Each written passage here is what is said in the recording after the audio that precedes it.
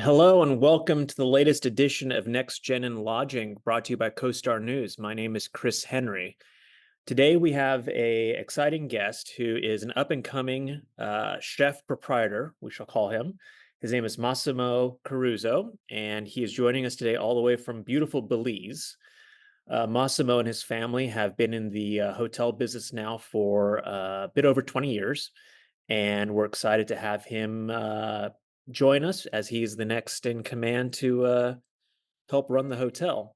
So, Massimo, welcome to the show. We're excited to have you. Thank you so much, Chris. Chris, what a pleasure being here, and I'm excited to answer your questions. Yeah, absolutely. No, we'll just keep this as a nice, light, engaging conversation. So, Massimo, tell us a little bit about yourself and your background. My background in the hospitality industry is something that started from a very, very young age.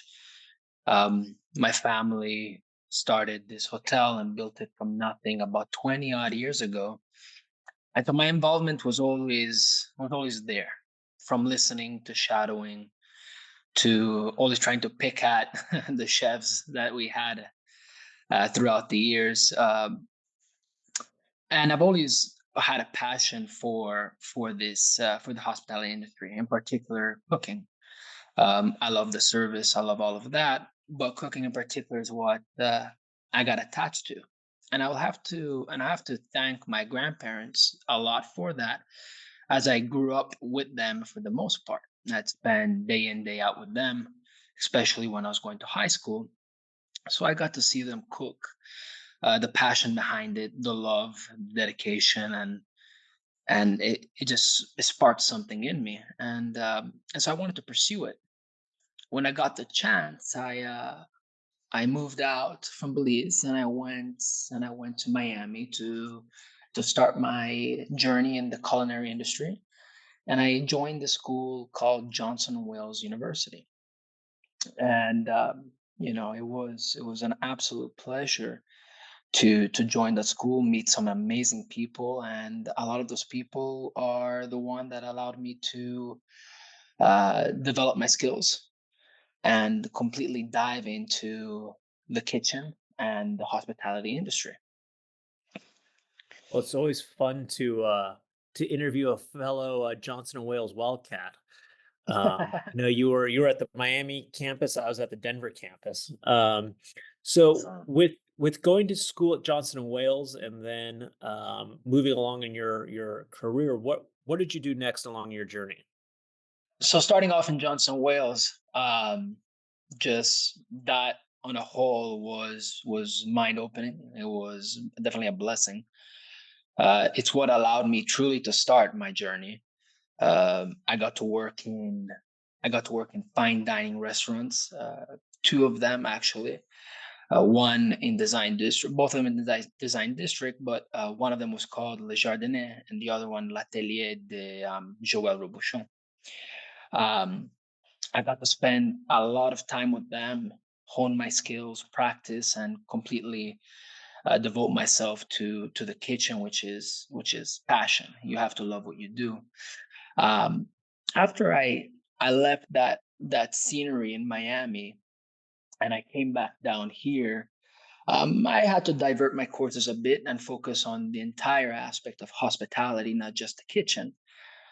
So I got into the service, the cocktails, the drinks, and a little bit of everything that hospitality has to offer.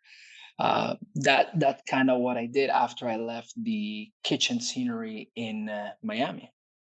And your family's business partner was telling me that you were actually fairly hands-on with the hotel, helping orchestrate the project's transition to its next phase of life. Yes, in it was 2021, uh, in that area. Um, I had the amazing chance to step in and take over the hotel from the previous management. When we came in, there was a lot to do, a lot of standards to be set, a lot of ideas that I had that I wanted to bring to life, and I spent almost a year, day in, day out, from 5 in the morning to about 11:30 at night, doing everything I could to bring this place back to a standards that all guests and should enjoy, and especially when you travel to a different country, should witness, and train a lot of young people, 18, 19-year olds, to create a future for themselves. And it was tough. It was a lot of work, um, a lot of stressful moments, but it was amazing. It was truly, truly amazing. So let's talk a little bit about your experience working in fine dining in Miami. And I know you had told me that both restaurants were Michelin starred establishments. What kind of experiences or lessons did you learn there that you've been able to successfully apply now back at the hotel? Well, starting over there in Miami and those restaurants,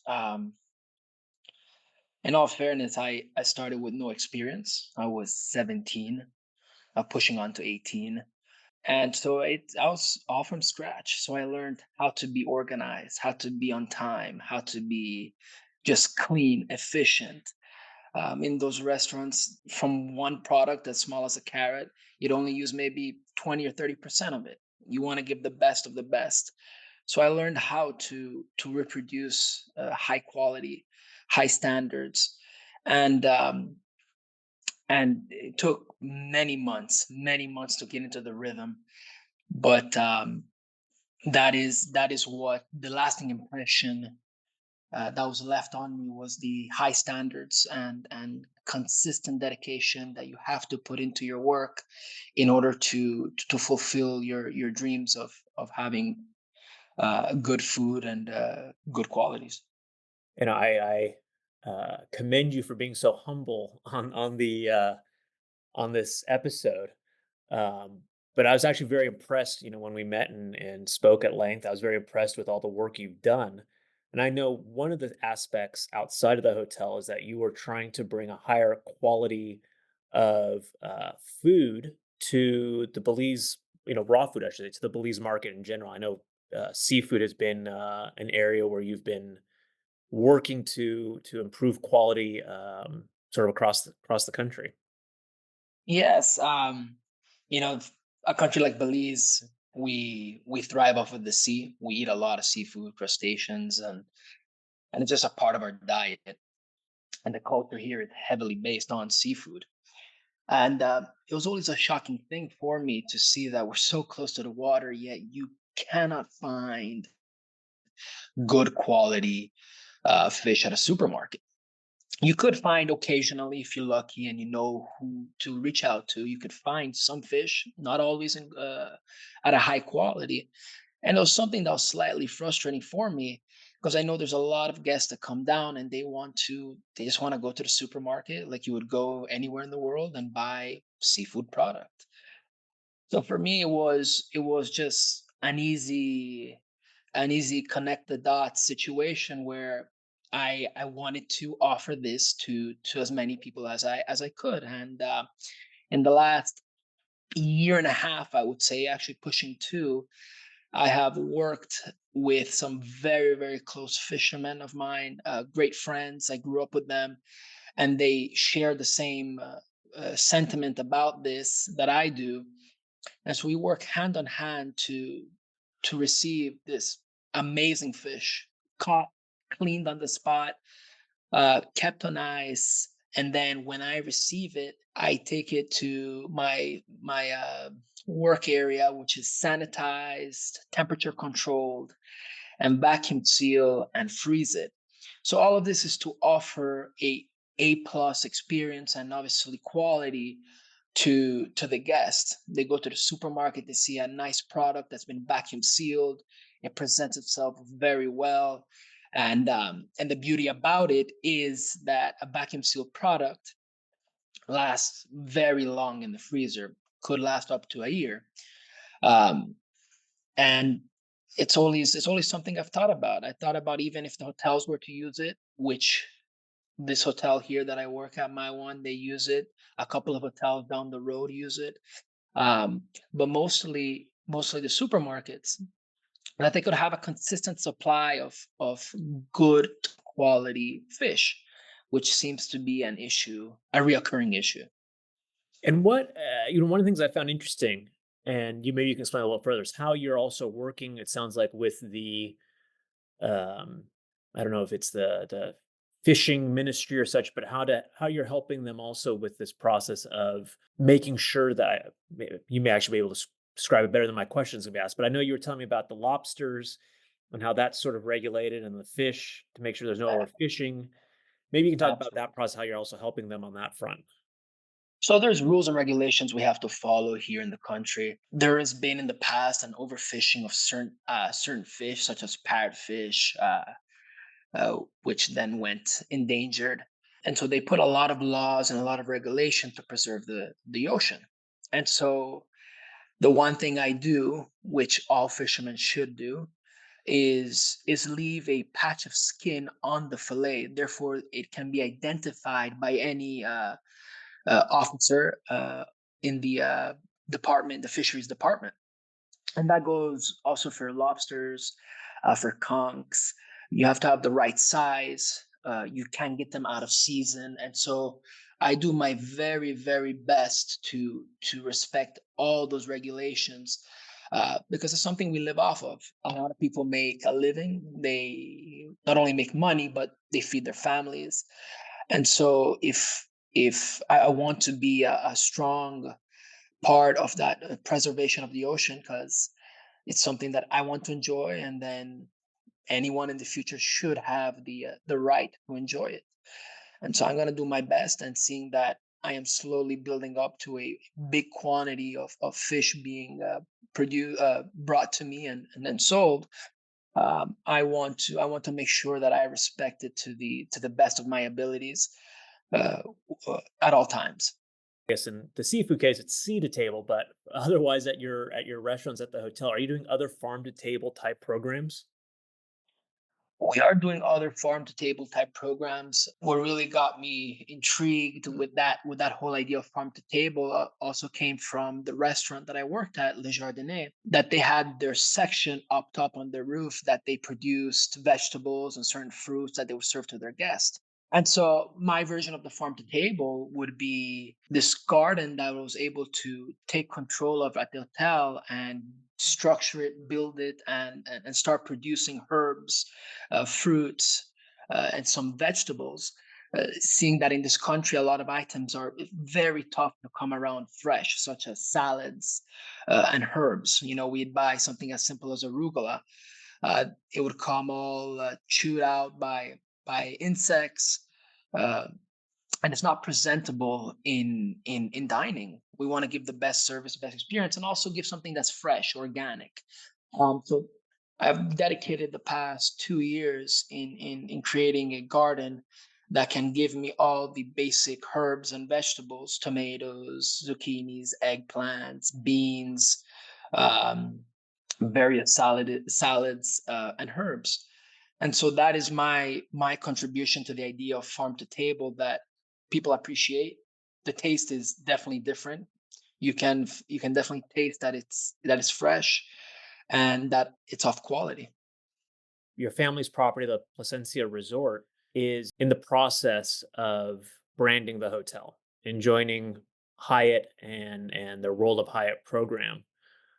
As you're adapting the hotel right now to join the brand, and your role right now is as I know food and beverage director is sort of what we call it, but also I think chef proprietor is a important name. What kind of role are you taking in helping sort of train the staff to bring them up to a new standard? So the whole idea of the Hyatt and partnering up with the Hyatt is amazing. I mean, when you hear the word Hyatt, the name Hyatt, um, you're gonna get something amazing. There's standards. There's just an impeccable service, and that's what the exciting part is. I got to meet many, many amazing individuals in the Hyatt rankings, from chefs to managers, all truly as strong as you think they would be. And I feel a sense of of need and desire to offer a standard that befits the name. And so on a daily basis, I train every single staff member, even the one that been with me for years now.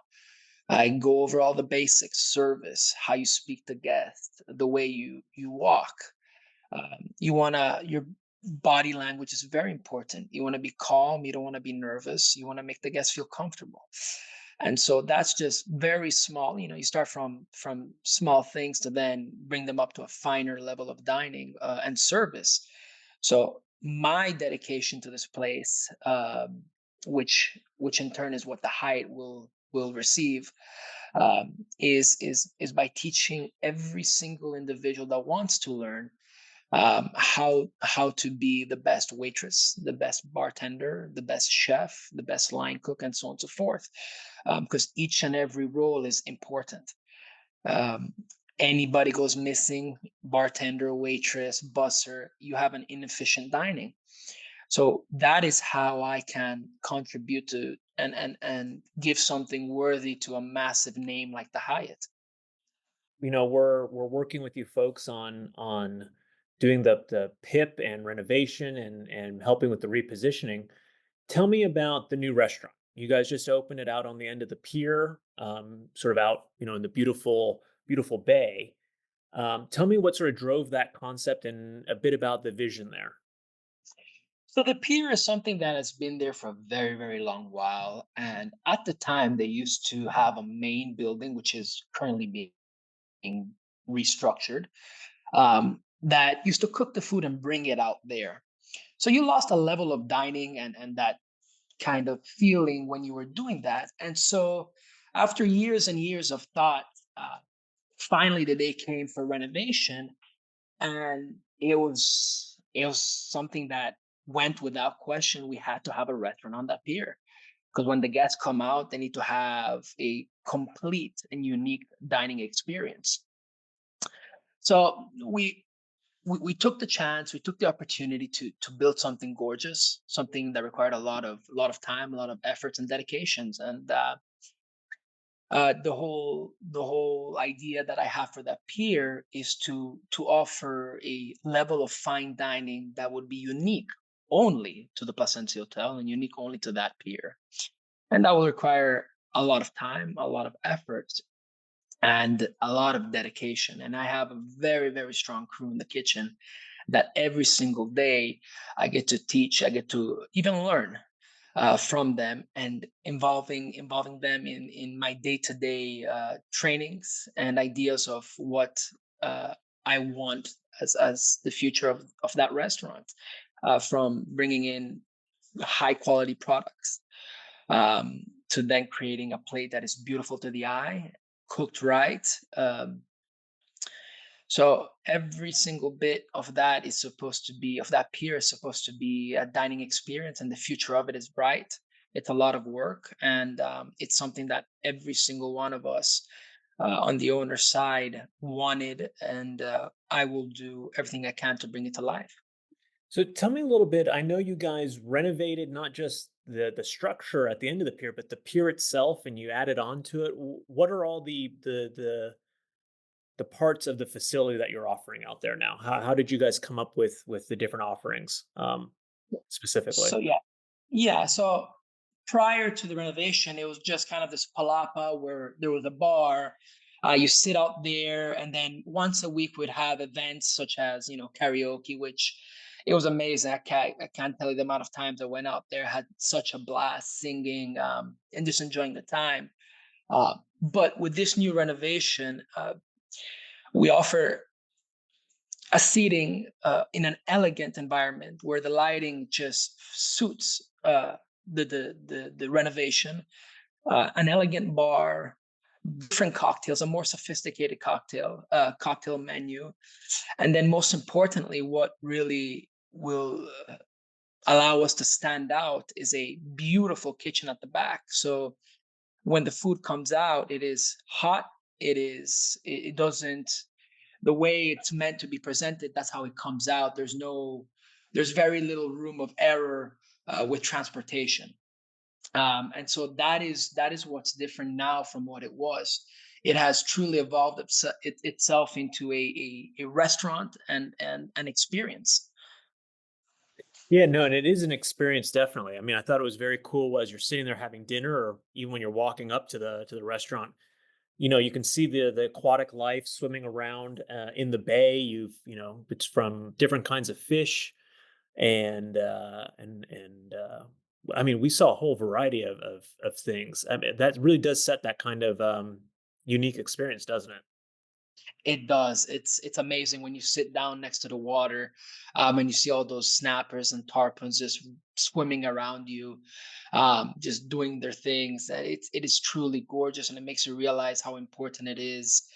Everything you do in dining, from your food, your service, but also the location. And this pier has been renovated to truly give the ultimate experience when it comes to dining.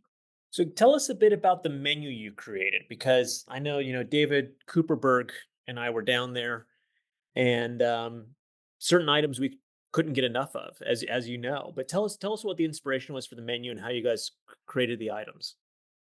So this menu in particular was something that, with my chef, we sat down and we wanted to create something as an initial menu from when we started. Something simple yet elegant and unique. A lot of the items I strongly believe are unique, especially in this country. Um, and so the whole idea was to start off by giving guests a special yet relatively easy to palate food. Um, you know, when it comes to certain items, like one that I'm fond of is our ocean shrimps. We have these beautiful U7 colossal shrimps that, uh, it's unfortunate that I knew the fisherman in Belize, and I got the first call for it. And I was able to take everything he had at the time and vacuum seal it and keep it for the my guests.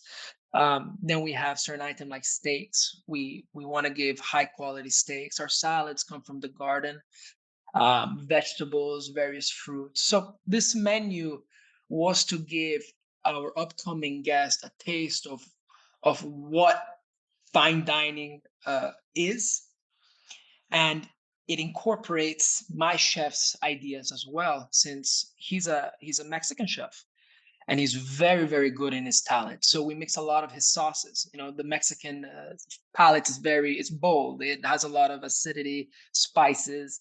It's phenomenal food. And so all of this that we created was to integrate my idea of fine dining and the chef's idea of fine dining, but also his love for his local traditional Mexican food. Yeah, I thought it was very interesting because the menu isn't, it's not Italian food, it's not Belizean food, it's not, American food. It's a very interesting blending of different regions together to make some unique offerings. And I think that was what was so refreshing about it. It was something new and different, that I hadn't experienced at other venues, whether not just in Belize, but in general. Do you Yeah. have a favorite dish on the menu? Yes, absolutely. There's actually a couple, if I have to be honest with you. I love the ocean shrimp because it comes with this. It's a carrot, onion sauce that is blended with the shrimp shell. So the shells of the shrimps are cooked down, sweated, and then blended to give you the strong flavor that mix well with the natural flavors of the shrimp. That's something very simple, very easy, and delicate. Honestly, very delicate to eat. You had that plate, so you know what I'm saying. That it's something unique to that place. And then I believe the second one, if I had to choose, I absolutely love I love that arugula salad. I get to put in all the vegetables from the garden, my arugula, my cucumbers. We incorporate a vinaigrette, a very simple, basic vinaigrette. It's very light, but flavorful. And so those are the two items that truly I love. I love eating. Okay, but I want to know what was the secret with the flan because I don't normally like flan, and that was the best I've. I mean, I ordered it 3 nights in a row. So, what's the secret there? So I would love to give you the secret, but I think chef would be upset with me. This is one of those items that he created from his family's recipe. Um, Dedicated a lot of time in perfecting it, the craft of the flan. And I myself am not a massive fan, but the one he makes, is truly, truly good. It's smooth.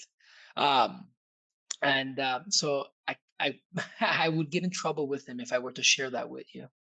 Fair enough. But yeah, no, it was delicious. Really enjoyed it.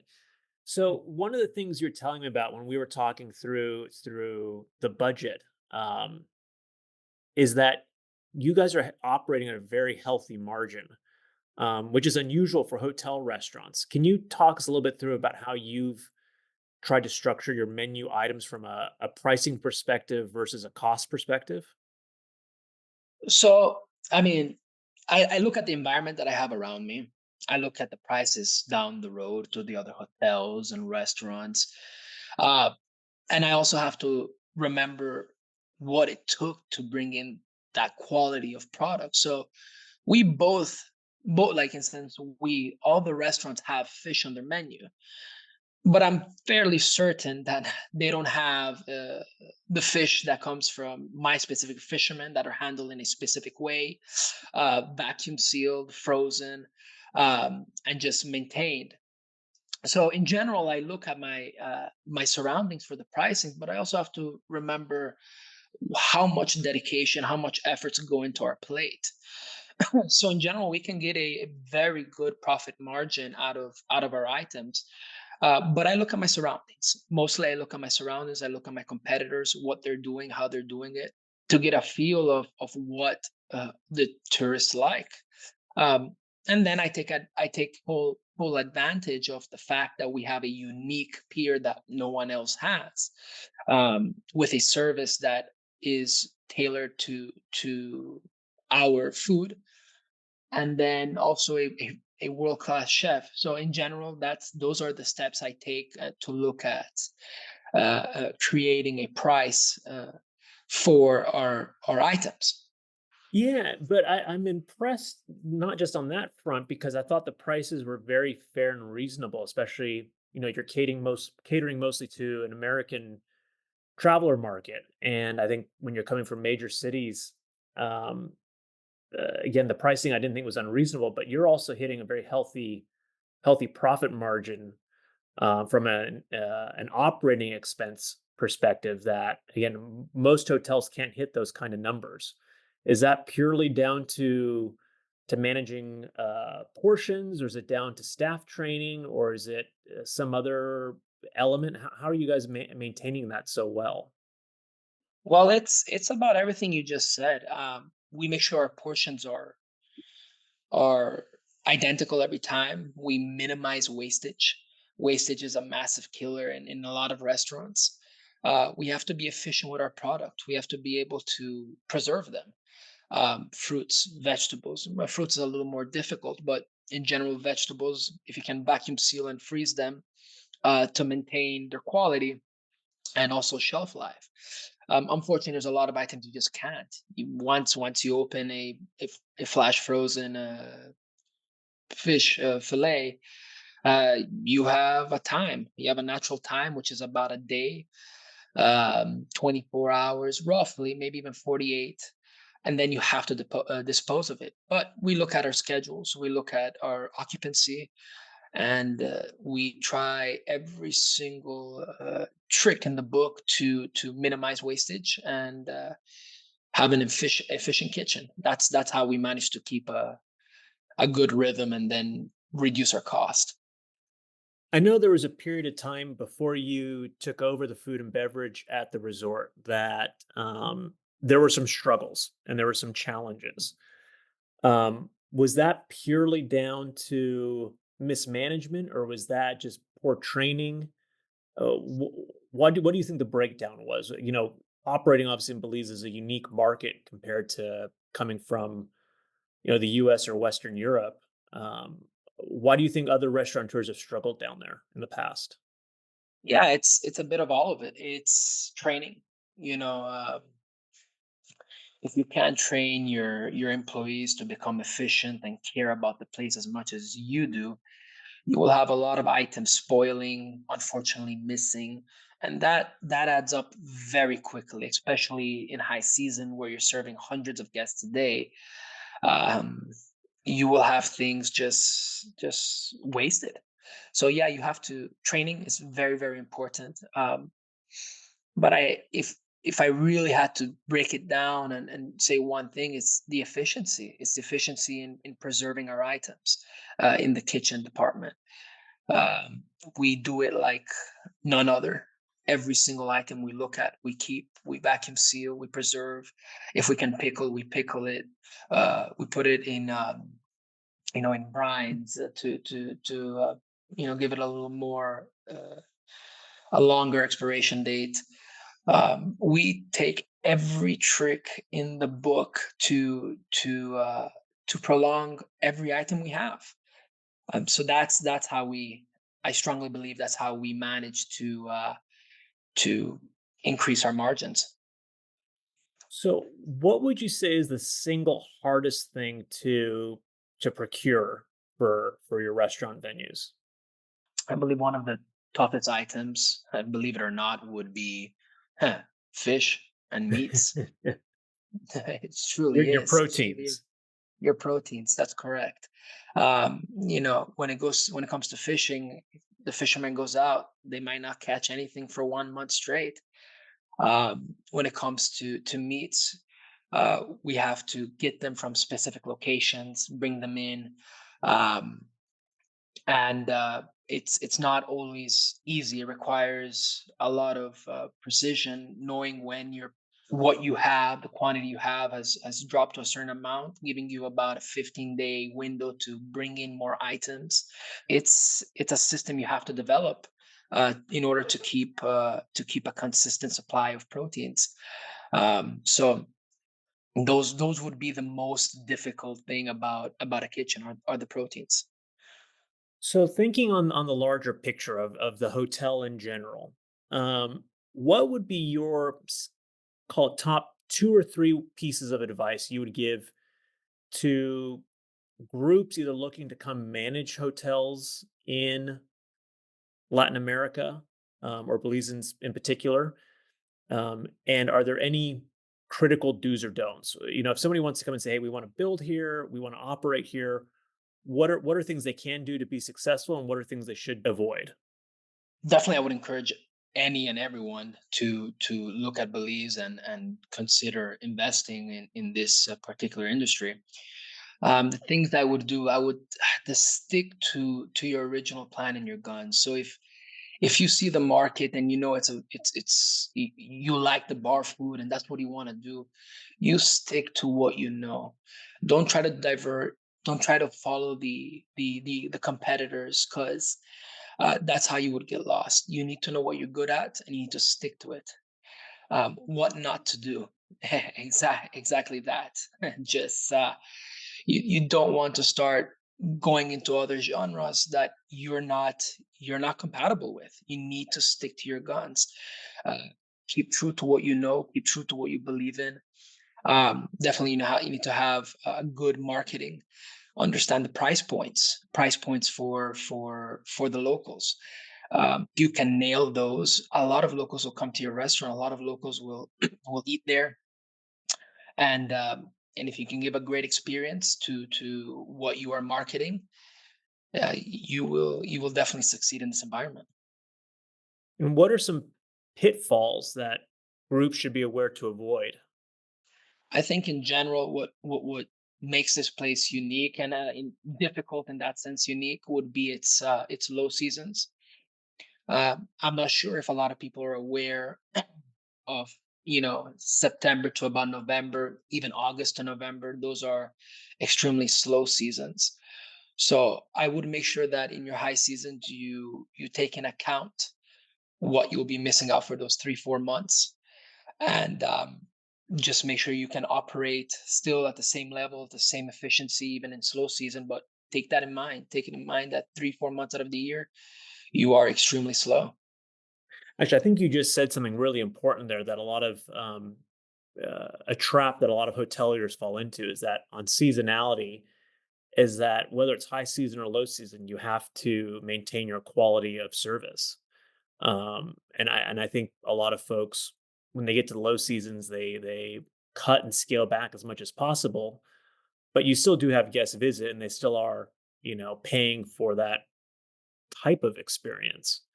So being able to manage that, I think, is critically important. Yeah, it's extremely crucial. You want to be able to give the exact same service as if you were in high season. A lot of hotels cut back. A lot of hotels minimize the amount of employees they have. I make it a priority to keep every single employee I have because I spend months and months of training. And everyone knows when you train someone, you expect damages, loss, spilled drinks, broken plates, incorrect orders, mess ups. It's just a natural process in creating a strong team. And so you want to keep them. Yes, it's gonna hurt because you have more people than you need technically, but that's where you make it up in high season.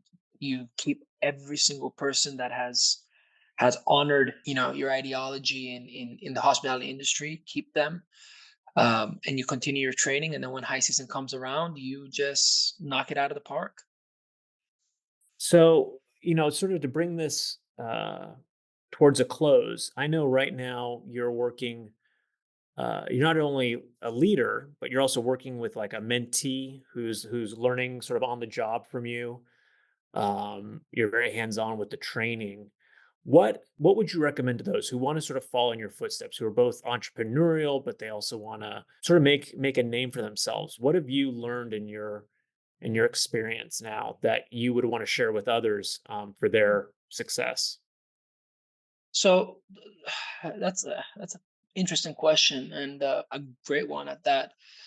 One of the things that I noticed growing up is that I never got many chances. There's no one who's ever willing to give me one for whatever reason.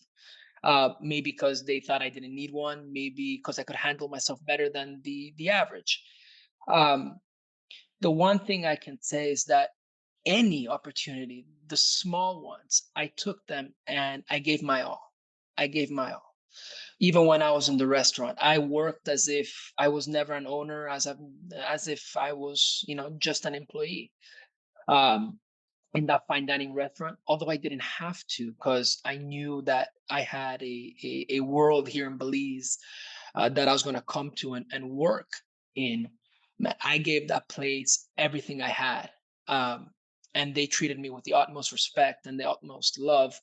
And I know factually they wanted to keep me there. So if I can say anything to anybody out there that's been in my position, that they have something and or they want to create something, take all the opportunities, small or big, and dedicate every ounce of energy you have. It will be worth it. Just don't stop. Yeah, I agree with you. I know one of the reasons why I was really impressed with what you're doing in Belize is I felt like I saw a lot of myself in you, that same passion and drive and dedication. So I thought it was important to get your story and your perspectives out there. Working in the hotel industry, it is in many ways a large industry, but also in other ways a small industry. And it's one of those where you build relationships, and those circles tend to run into each other again and again. That is right. You're on the ownership side with the family investment in the hotel as well, but do you see yourself from a career wise staying in the industry long term? Yes, and it goes back to what I said a couple of minutes ago. Is everything you do, you have to dedicate 110%, and the hospitality is what I know, and it's what I love most importantly. I don't see myself doing anything else. And yes, it's tough. You wake up extremely early. You have very long days, and sometimes they're negative. You just have to take it for what it is, and do better the next day. But I don't see myself, and nor do I want to ever change my career. Uh, I love Belize. I love working here. I love working in the hotel. I love teaching. I mean, and I am still learning a lot, as you could imagine. But everything I know, I try to radiate it to all my employees who know much less, and give them a standard. So no, I would not. I love every aspect of it, in good and in bad. Well, I really appreciate, Massimo, you sharing your thoughts and perspectives with our listeners. And really appreciate you taking the time to do this. Thank Um, you so much. yeah, no, we appreciate it. So from Next Gen and Lodging, we appreciate it, and we will catch you next time here on CoStar News. Thank you again, Massimo. Thank you. Thank you so much for having me.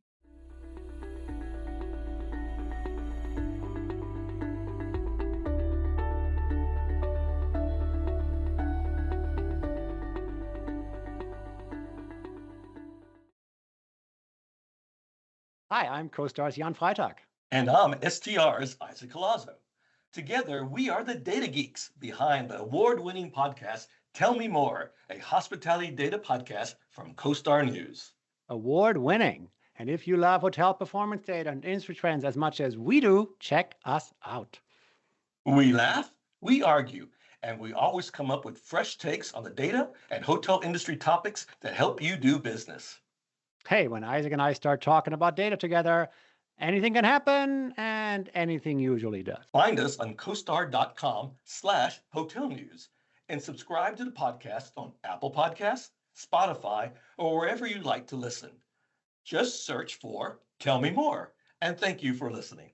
This episode of Next Gen Lodging was recorded by Chris Henry in September 2025 and edited by Rachel Daub. Visit costar.com/hotel news for more and find this and all of our podcasts on Apple, Spotify, or wherever you like to listen.